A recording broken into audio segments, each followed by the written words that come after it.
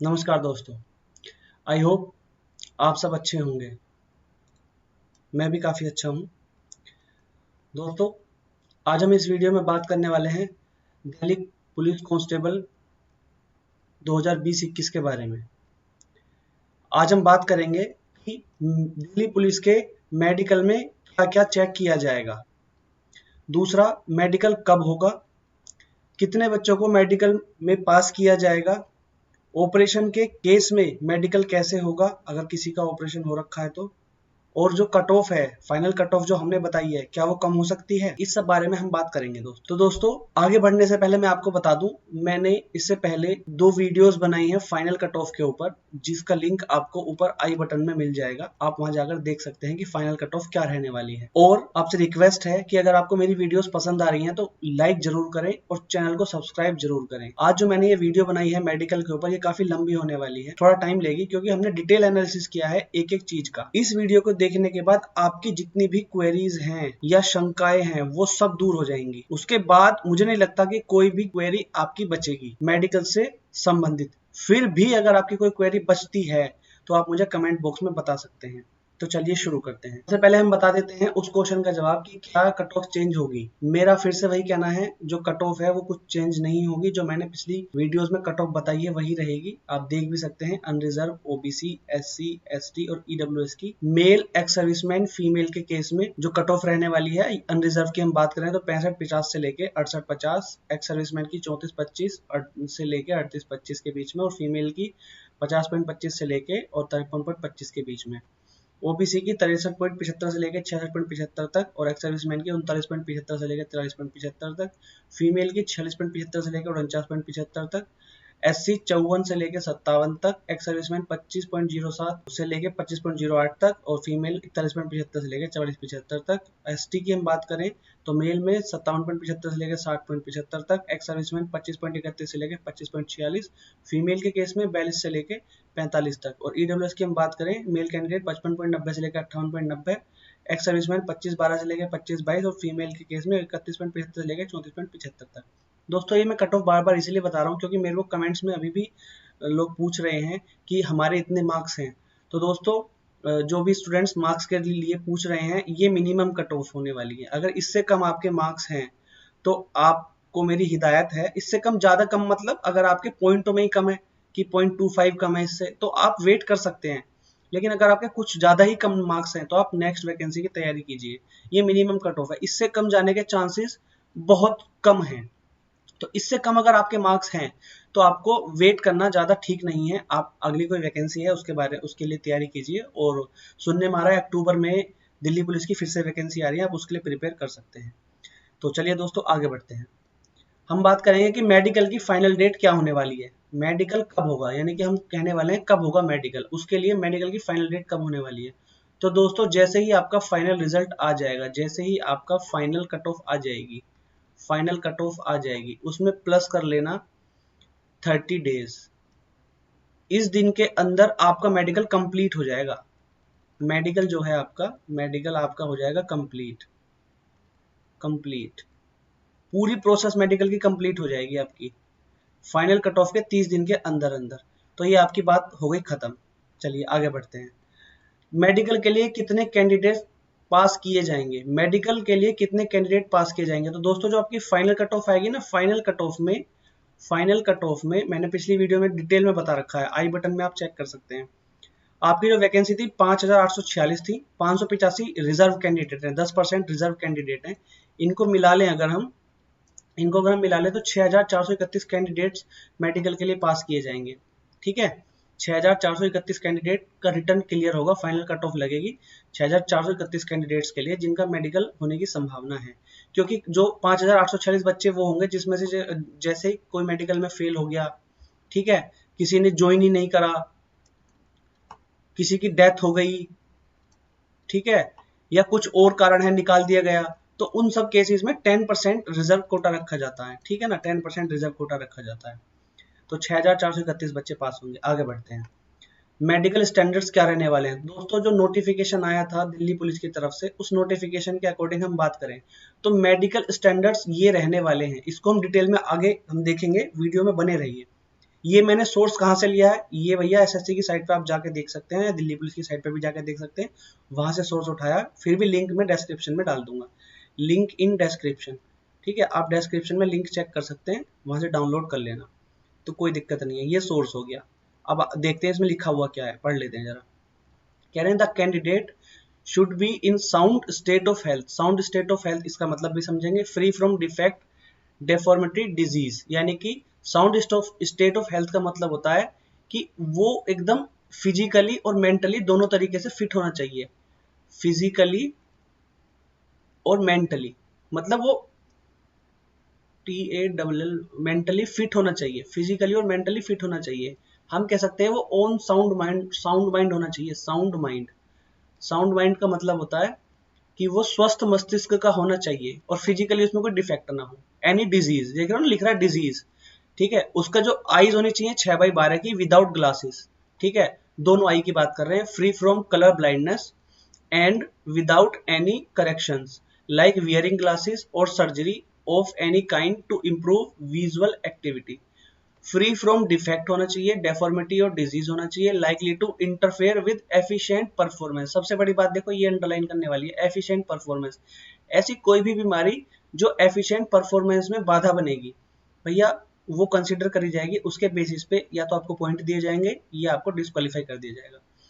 Of the duties, no relaxation is allowed या permissible to any category. कोई SC, ST, OBC, EWS यहाँ कुछ नहीं है भाई साहब। अगर मेडिकल में फेल तो फिर फेल, आप किसी भी कैटेगरी से बिलोंग करते हो। दूसरा, the selected candidate shall be medically examined bye doctors in selected government hospitals. अब ये जो गवर्नमेंट हॉस्पिटल्स की बात कर रहा है ना, government hospitals as per prescribed standards in rule number 9, 14C and rule 24 appendix of Delhi police appointment and recruitment rules 1980। लगभग 50 प्लस हॉस्पिटल हैं, 50 प्लस हॉस्पिटल हैं, 50 प्लस हॉस्पिटल हैं जिसमें आपका मेडिकल हो सकता है, लेकिन सभी में नहीं होता। तो जो आपका मेडिकल होने की संभावना है वो लगभग मान के चलो 17 से 20 हॉस्पिटल होंगे जहां आपका मेडिकल हो सकता है। ठीक है, चलिए आगे बढ़ते हैं। ये दिल्ली में ही गवर्नमेंट हॉस्पिटल्स होंगे। चलिए आगे बढ़ते हैं। Tattoos on various parts of bodies. Tattoos के बारे में क्या क्या रखा है, कंटेंट क्या होना चाहिए टैटू का। tattoo depicting religious symbol or figure and the name as followed in Indian Army shall be permitted। क्या permitted है भाई साहब, religious symbol जैसे कि क्रॉस का साइन हो गया और ओम का साइन हो गया। ठीक है, इस तरह के रिलीजियस सिंबल परमिजिबल है। अब वो किस एक्सटेंट तक परमिजिबल है ये भी देखा जाएगा। आपका नेम परमिजिबल है, आपका नेम परमिजिबल है। चलिए इसके बारे में डिटेल में बात करेंगे। लोकेशन क्या होनी चाहिए टैटू की। Tattoos marked on traditional sites of bodies like inner aspect of forearm, but only left forearm, being non-saluting limb or dorsum of the hand shall be allowed। ये भी अलाउ है भाई साहब। साइज क्या होना चाहिए, 1/4 होना चाहिए जिस पार्ट पर है, उसके 1/4 से ज्यादा नहीं होना चाहिए। ठीक है, ये तो हो गई दिल्ली पुलिस कांस्टेबल की बात, जो दिल्ली पुलिस ने अपने नोटिफिकेशन में बात कह रखी है। अब हम इसको डिटेल में देखते हैं जरा, डिटेल में इस कहने का मतलब क्या है डिटेल में। चलिए बढ़ते हैं। तो जो आपको टेस्ट करे जाएंगे मेडिकल में, क्या क्या चेक होगा, क्या क्या चेक होगा, इस बारे में हम बात करते हैं। जो मेडिकल में चेक होगा, टोटल टेस्ट क्या क्या होंगे भाई साहब। आपके खून का टेस्ट होगा, पेशाब का टेस्ट होगा, आंख का टेस्ट होगा यानी आई ईयर का टेस्ट होगा, नोज का भी टेस्ट होगा, टीथ का टेस्ट होगा, चेस्ट, प्राइवेट पार्ट्स आपके, घुटना यानी कि नोकनी बोल देते हैं, फ्लैट फुट सपाट पैर यानी कि टैटू, और ओवरवेट, ये सब। और आपका फिजिकल एक तरीके से मान लिया हाइट वगैरह भी दोबारा नापी जाएगी, हालांकि उसका कोई औचित्य नहीं है, फिर भी नाप लेते हैं। चलिए आगे बढ़ते हैं। आंख, जो मेजर एंड इंपॉर्टेंट टेस्ट है वो क्या है, यानी कि वो टेस्ट जिनमें बिल्कुल भी कोताही बर्दाश्त नहीं करी जाएगी। वो आई हो गए, नोकनी हो गए, चेस्ट के मामले में हो गए और प्राइवेट पार्ट्स हो गए। कुछ टेस्ट ऐसे हैं जिनमें थोड़ी बहुत छूट या पॉइंट्स बना के वो रीमेडिकल के लिए अलाउ कर देते हैं। हालांकि रीमेडिकल के लिए इन केसेस में भी अलाउ कर देते हैं, वो देखेंगे कब। ठीक है, माइनर टेस्ट कौन से, ब्लड का, पेशाब का, ईयर का, नाक, आपका teeth, flat foot, tattoo, overweight, ये सब माइनर टेस्ट है। चलिए अब हम डिटेल में बढ़ते हैं आगे। सबसे पहले देखते हैं आई में आपका क्या चेक होगा। सबसे पहले टेस्ट करेंगे वो आई साइट, आई की साइट यानी कि आपका विजन चेक करेंगे, हम कहते हैं विजन। तो दिल्ली पुलिस के अंदर जो विजन होना चाहिए 6/12 का होना चाहिए। 6/12, 6/12 का मतलब क्या होता है दोस्तों, 6/12 का मतलब होता है, ये आप वर्ड देख रहे हैं, ये वर्ड है और ये विजन लिखा हुआ है, यानी कि 6 मीटर की दूरी से, 6 मीटर की दूरी से आप वर्ड देख पाओ, ये वाला, तो आपकी आई कहलाएगी 6/60। ऐसे ही 6/12 ये वाला है, 6/12। अगर आप ये जो शब्द लिखे हुए हैं, अगर आप इसे 6 मीटर की दूरी से देख पाते हो तो आपका आई विजन 6/12 है, यानी कि यहां तक अलाउ है। अगर इससे ऊपर आप जाते हो, यानी कि 6/18 पर जा रहे हो या इससे ऊपर जा रहे हो, तो आपको डिस्क्वालीफाई कर दिया जाएगा, क्योंकि वो कह रहे हैं without any glasses. Without correction का मतलब आपके ग्लासेस नहीं होने चाहिए। विदाउट ग्लासेस कम से कम मिनिमम यहां तक आप देख पाओ 6 मीटर की दूरी से, तब आप क्वालिफाई हो, अदरवाइज डिस्क्वालीफाई हो। ठीक है, ये तो विजन की बात हो गई। आगे बढ़ते हैं, लेसिक सर्जरी की बात करें। कुछ बच्चे पूछेंगे सर लेसिक सर्जरी अलाउ है कि नहीं है। भाई साहब, दिल्ली पुलिस में लेसिक सर्जरी बिल्कुल अलाउ है। Candidates who have undergone LASIK surgery for improvement of their vision eyesight के लिए will be eligible if their vision eyesight is found normal after the conduct of following test. यानी कि हम ये कहना चाह रहे हैं कि आपकी लेसिक अलाउ है, हालांकि पहले नोटिफिकेशन में लिखा हुआ किसी भी तरह की सर्जरी अलाउ नहीं है, लेकिन स्टिल वो लेसिक सर्जरी को अलाउ कर देते हैं। लेकिन वो 3 टेस्ट करते हैं। पहला टेस्ट करेंगे कॉन्ट्रास्ट सेंसिटिविटी, ये आपको पास करना मैंडेटरी है। अगर ये पास हो गया, फिर दूसरा टेस्ट करेंगे डिम लाइट विजन, अगर आपने ये भी पास कर लिया, ठीक है। और तीसरा ग्लेयर एक्यूटी। हालांकि टेस्ट किस तरह से होते हैं इस बारे में मुझे ज्यादा आइडिया नहीं है, लेकिन फिर भी ये 3 टेस्ट होते हैं। अगर ये तीनों टेस्ट आपने पास कर लिए तो लेसिक अलाउ है, लेकिन 3 में से अगर एक में भी फेल हो गए तो लेसिक फिर आपकी अलाउ नहीं है, फिर आपको डिस्क्वालीफाई कर दिया जाएगा, क्योंकि आई से कोई कोताही बर्दाश्त नहीं करी जाएगी। आंख के मामले में एक और होगा, कलर ब्लाइंडनेस चेक करेंगे। कलर ब्लाइंडनेस मतलब आपको लाल हरे में अंतर समझ में आता है कि नहीं आता है। ठीक है, लाल हरे में मतलब इन द सेंस कि आप समझ पा रहे नहीं पा रहे। इस तरह की शीट होगी, जिसमें लगभग 25 पेजेस होंगे, वो आपसे पढ़वाई जाएगी। उसमें कुछ में नंबर्स लिख रहे होंगे, जैसे इसमें 3 लिख रहा है, इसमें 5 लिख रहा है, इसमें 6 लिख रहा है, इसमें 12 लिख रहा है, ठीक है, इसमें 29 लिख रहा है, इसमें 45 लिख रहा है, इसमें 71 लिख रहा है, इसमें 42 लिख रहा है, और इसमें कुछ चित्र बन रहे हैं। ये देखिए, ये ना कुछ चित्र से बन रहे हैं, इसमें कुछ शेप्स इस तरह की शेप्स ही होंगी। तो अगर आप ये सब पढ़ पा रहे हैं तो आपका कलर विजन नहीं है। आपको मैं सलाह दूंगा आप डॉक्टर के पास जाएं, एक बार चेक करा लें, जरूर चेक करा लें, ठीक है ना। अगर यहाँ पे आप फेल हो जाते हो तो आपको क्लियरली डिस्क्वालीफाई कर दिया जाएगा, कोई मौका नहीं दिया जाएगा। आगे बढ़ते हैं, हम देखते हैं भेंगापन चेक करेंगे। स्क्वीन टाइज मतलब आंखों में भेंगापन नहीं होना चाहिए। भेंगापन क्या होता है, ये आप देख रहे हैं आंखों के, ये देख रहे हैं ना, ये इस तरह की, मतलब हमें लगता है कि वो हमारी तरफ देख रहा है, लेकिन वो देख कहीं और रहा होता है पर्सन। इस तरह की स्क्वीन टाइज अगर होंगी तो वो पर्सन सीधा डिस्क्वालीफाई हो जाएगा, ठीक है ना। स्क्वीन टाइज नहीं होनी चाहिए। फिर एक हम देखते हैं और चीजें क्या होती हैं। एक होती है आपका रतौंधी का मतलब होता है वो पर्सन जिन्हें दिन में दिखता है लेकिन शाम को नहीं दिखता, रात को 6 बजे के बाद दिखना बंद हो जाता है। तो वो लोग अगर वो इलाज करा सकते हैं, मतलब अगर इलाज है with in A given time, तो उन्हें टाइम दे दिया जाएगा, वरना वो डिस्क्वालीफाई हो जाएंगे। और एक होता है मोतियाबिंद, कैटरैक्ट का लेवल, वो जिसकी वजह से उनका विजन जो है, मतलब देखने में समस्या आ रही है, इस तरह का मोतियाबिंद अगर इस लेवल पे है तो डिस्क्वालीफाई कर दिया जाएगा कैंडिडेट को। और अगर इलाज हो सकता है उसका 10-15 दिन 20 दिन में, मतलब जो उनका गिवन टाइम होता है 2 दिन 3 दिन 4 दिन, कुछ केसेस में 1 महीने तक भी पहुंच जाता है, अगर आप ठीक करा सकते हैं तो शायद आपको रीमेडिकल के लिए बोल दिया जाए। ये तो हमारी आंख के बारे में बात हो गई। चलिए हम आगे बढ़ते हैं। अब हम बात करते हैं नोकनी के बारे में। नोकनी किसे बोलते हैं दोस्तों, तो देखिए मैंने आपके सामने कुछ चित्र दे रखे हैं। ये पहला जो है आपके सामने, ये फर्स्ट वाला जो है, ये है नॉर्मल, यानी कि आपके घुटनों के बीच में अगर इतना गैप है, आपको कोई दिक्कत नहीं है, तो ये नॉर्मल है। ये जो सेकंड वाला है, इसको बोलते हैं बाउलेक्स, मतलब हिंदी में हम बांडा बोल देते हैं बाउलेक्स। अगर बाउलेक्स है आपकी तो भी दिक्कत है, तो भी वो आपको पॉइंट दे सकते हैं। पॉइंट का मतलब रीमेडिकल के लिए बोल देंगे या तो, और अगर बहुत कम लेवल पे है तो हो सकता है वो पास कर दें, लेकिन चांसेस पास होने के कम है। यहाँ पे आपको रीमेडिकल के लिए बोल देंगे या फिर डिस्क्वालीफाई कर देंगे, ठीक है ना। आगे देख लेते हैं, नोकनीस किसको बोलते हैं। नोकनीस को बोलते हैं कि जहां पे आपके दोनों घुटने आपस में मिल रहे हो। मैंने दूसरा चित्र भी दिया है आपको, ये नॉर्मल कंडीशन है। देखिए मैंने अगर एंगल की बात करूं, मैंने एंगल में भी दिखाया है। अगर 15 डिग्री से ज्यादा आपका एंगल है, नॉर्मल है। यहाँ पे 15 डिग्री से ज्यादा एंगल है, यहाँ भी नॉर्मल, लेकिन यहाँ पे एंगल मतलब 15 डिग्री से कम एंगल है, सॉरी, एंगल जो बन रहा है वो 15 डिग्री से कम बन रहा है। अगर एंगल 15 डिग्री से कम बन रहा है तो ओके है, लेकिन अगर एंगल 20 डिग्री से ज्यादा बन रहा है तो दिक्कत वाली बात है, तो आप नोकनी में आ जाते हो। और एंगल अगर 10 डिग्री से कम है आपका तो आप फिर बाव में आ जाते हो, बाव लेग्ड में आ जाते हो। इन दोनों ही कंडीशन में आपको या तो डिस्क्वालीफाई किया जाएगा या आपको पॉइंट देकर रीमेडिकल के लिए बुला लिया जाएगा, ठीक है ना। और अगर 15 से 20 के अंदर है तो फिर वो दिल्ली पुलिस के हाथ में है, उन लोगों के हाथ में कि वो आपको पास करते हैं या क्या करते हैं, फिर वो उन लोगों के हाथ में, ठीक है। चलिए अब आगे बढ़ते हैं। नोकनी का केस हमारा हो गया। अगला आता है हमारा प्राइवेट पार्ट टेस्ट, वो क्या करेंगे। तो सबसे पहले वो लिंग परीक्षण करेंगे, यानी कि वो चेक करेंगे कि अगर आप मेल हो तो मेल का टेस्ट, फीमेल हो तो फीमेल का टेस्ट, आप थर्ड जेंडर तो नहीं हो, क्योंकि दिल्ली पुलिस में थर्ड जेंडर अलाउ नहीं है, थर्ड जेंडर अलाउ नहीं है, ठीक है ना, ट्रांसजेंडर अलाउ नहीं है। आप या तो मेल होने चाहिए पूरी तरह से या पूरी तरह से फीमेल होने चाहिए। किसी भी तरह की कमी बर्दाश्त नहीं करी जाएगी, यानी कि छोड़ी नहीं जाएगी। अगर कमी है तो आपको डिस्क्वालीफाई कर दिया जाएगा। गुदा परीक्षण में वो चेक करेंगे आपको बवासीर यानी पाइल्स तो नहीं है, या किसी और तरह की बीमारियां तो नहीं है। अगर कुछ और तरह की बीमारियां हैं तो उस केस में या तो आपको पॉइंट दे दिया जाएगा कि आपसे ठीक करा के आओ, या फिर डिस्क्वालीफाई कर दिया जाएगा अगर वो उचित समय में ठीक नहीं हो सकती होगी तो। उसके बाद वो चेक करेंगे आपका अंडकोश, अंडकोश वृद्धि, हाइड्रोसिल, अंडकोश की नसों में सूजन, या फिर वो चेक करेंगे 2 अंडकोश होते हैं सबको, अगर 2 की जगह आपको 1 है तो आप यानी कि थर्ड जेंडर में आ गए, ट्रांसजेंडर में आ गए तो आपको डिस्क्वालीफाई कर दिया जाएगा सीधा सीधा, ठीक है। और अगर इस तरह की कोई बीमारियां आपको है और इलाज आप हो सकता है with in given period time, तो आपको रीमेडिकल के लिए बोल देंगे, अदरवाइज डिस्क्वालीफाई। पेनिस की चिकित्सा परीक्षण कराएंगे और अन्य बीमारियां चेक कराएंगे, ठीक है, इससे रिलेटेड। तो वो सब बीमारियां चेक कराते हैं, ये वहीं पर ही चेक होंगी। हालांकि अभी तक मैंने ऐसा कोई केस सुना नहीं है कि इन सब चीज में कोई बाहर हुआ हो। बाहर जो सबसे ज्यादा होते हैं वो आई में और नोकनी में ज्यादा होते हैं। फिर भी आगे बढ़ते हैं। ईयर का जो टेस्ट कराएंगे दोस्तों, ईयर में वो सबसे पहले देखेंगे कि आपके कान का पर्दा, कान का जो पर्दा है वो ठीक होना चाहिए।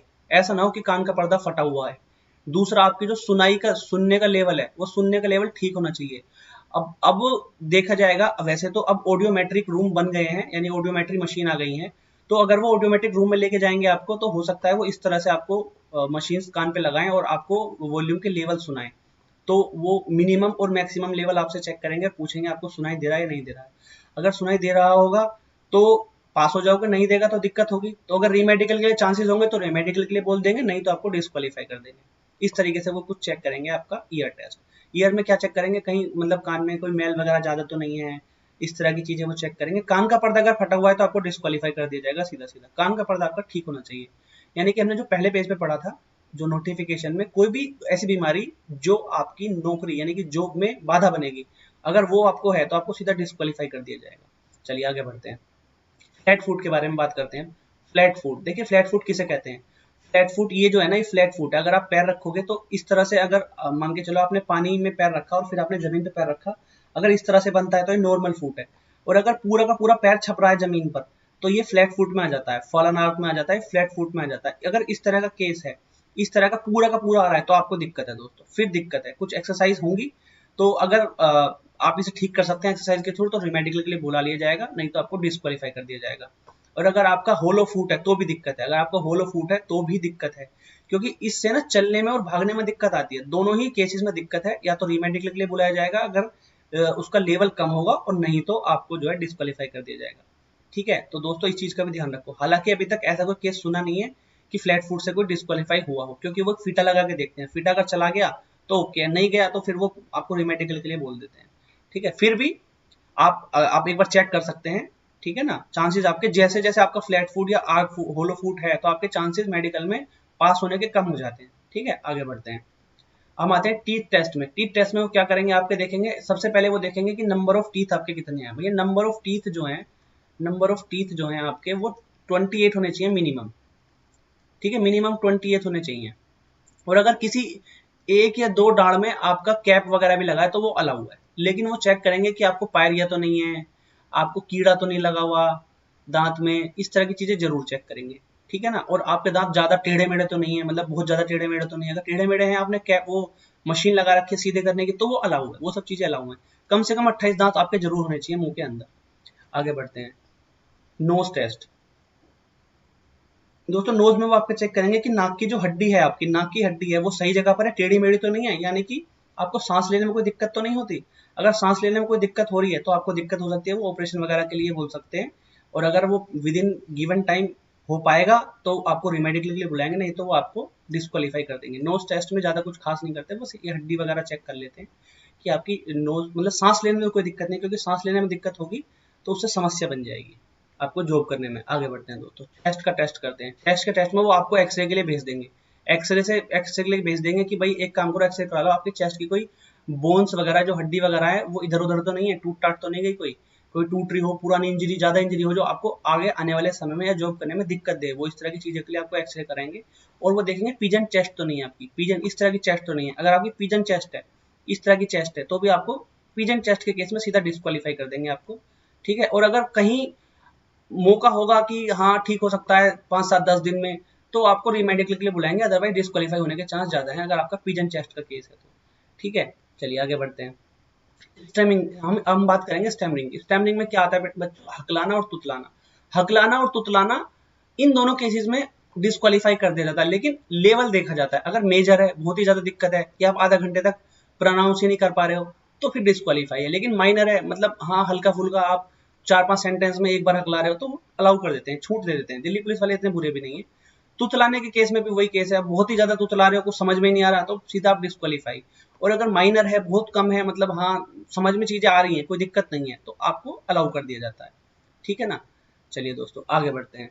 टैटू, मेन चीज आती है टैटू। बहुत सारे बच्चों की क्वेरी है, सर हमारे टैटू है हम क्या करें, हमारे यहाँ टैटू है वहाँ टैटू है। तो टैटू के बारे में मैंने पहले बताया था आपको कि वेरियस पार्ट पे टैटू है। अगर कंटेंट क्या है, तो कंटेंट आपका, अगर कंटेंट आपका धार्मिक है तो अलाउ है, लेकिन ऐसी जगह पर होना चाहिए जो आपका राइट हैंड होता है ना, right hand RH, right hand के फ्रंट साइड में कोई टैटू अलाउ नहीं है, फ्रंट साइड में कोई टैटू अलाउ नहीं है, क्योंकि ये सैल्यूटिंग हैंड होता है, इससे आप सैल्यूट करते हो, तो इस पे कोई टैटू अलाउ नहीं है, ठीक है। और हम बात करें अबव एल्बो, एल्बो से अगर हम बात करें ऊपर की, अबव एल्बो, अबव एल्बो यानी कि जो बॉडी पार्ट होता है वो, जिसको हम आपका शोल्डर से नीचे और अबव एल्बो जो पार्ट होता है, ठीक है, उसके हम अगर बात करें तो उसमें अलाउ है, लेकिन जो आपकी हाफ बाजू की शर्ट है उसमें वो ढक जाना, कवर हो जाना चाहिए, कवर हो जाना चाहिए। और जिस पार्ट पे भी टैटू हो वो 1/4 यानी कि टैटू का साइज उस पार्ट के 1/4 से ज्यादा ना हो, जैसे इस भाई ने बना रखा है। अगर इस तरह का टैटू है तो डिसअलाउ, सीधा आप डिस्क्वालीफाई हो जाओगे, या आपको बोल दिया जाएगा भाई साहब इसका ऑपरेशन वगैरह करा के आओ, इसे ठीक करा के आओ, ठीक है। अगर ये देखो राइट हैंड में इसके भाई के टैटू है, राइट हैंड में फ्रंट साइड में, ये भी आपको अलाउ नहीं होगा, क्योंकि आपका सैल्यूटिंग हैंड होता है। हाँ ये जो टैटू है ये इसके बैक साइड में है, इसके बैक साइड में टैटू है और साइज भी छोटा है, तो इस तरह का टैटू अलाउ है, ठीक है दोस्तों। चलिए आगे बढ़ते हैं। अब हम बात करते हैं ब्लड टेस्ट की और यूरिन टेस्ट की। ब्लड टेस्ट में वो क्या काम करेंगे, कुछ आपका बीपी वगैरह चेक कर लेंगे, शुगर वगैरह चेक कर लेंगे, और other disease related to blood और यूरिन, जितनी भी डिजीज हैं वो सब चेक करेंगे।